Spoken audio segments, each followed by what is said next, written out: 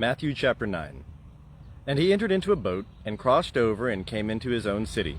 And behold, they brought to him a man sick of the palsy, lying on a bed. And Jesus, seeing their faith, said unto the sick of the palsy, Son, be of good cheer, thy sins are forgiven. And behold, certain of the scribes said within themselves, This man blasphemeth. And Jesus, knowing their thoughts, said, Wherefore think ye evil in your hearts? For which is easier to say, Thy sins are forgiven, or to say, Arise and walk? But that ye may know that the Son of Man hath authority on earth to forgive sins, then saith he to the sick of the palsy, Arise, and take up thy bed, and go unto thy house. And he arose and departed to his house.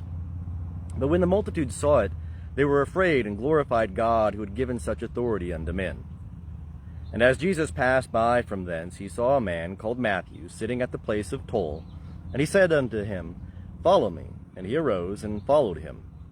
And it came to pass, as he sat at meat in the house, behold, many publicans and sinners came and sat down with Jesus and his disciples. And when the Pharisees saw it, they said unto his disciples, Why eateth your teacher with the publicans and sinners? But when he heard it, he said, They that are whole have no need of a physician, but they that are sick. But go ye and learn what this meaneth. I desire mercy, and not sacrifice. For I came not to call the righteous, but sinners. Then come to him the disciples of John, saying, Why do we and the Pharisees fast oft, but thy disciples fast not? And Jesus said unto them, Can the sons of the bride chamber mourn, as long as the bridegroom is with them?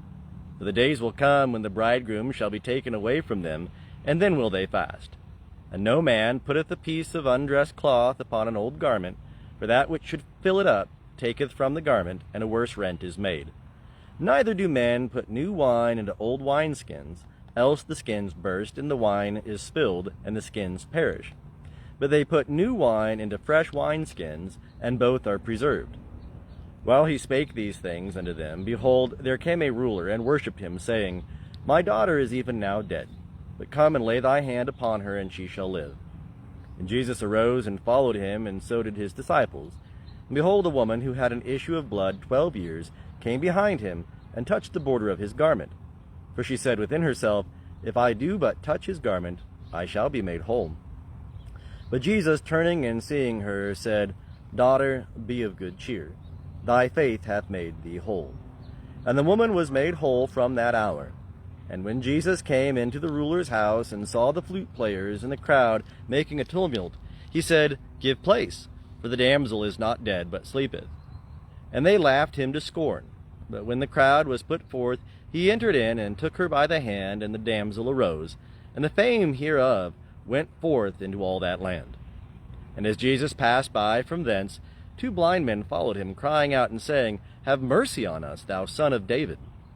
And when he was come into the house, the blind men came to him, and Jesus saith unto them, Believe ye that I am able to do this? They say unto him, Yea, Lord. Then touched he their eyes, saying, According to your faith be it done unto you. And their eyes were opened. And Jesus strictly charged them, saying, See that no man know it. But they went forth and spread abroad his fame in all that land. And as they went forth, behold, there was brought to him a dumb man possessed with a demon. And when the demon was cast out, the dumb man spake, and the multitudes marveled, saying, It was never so seen in Israel.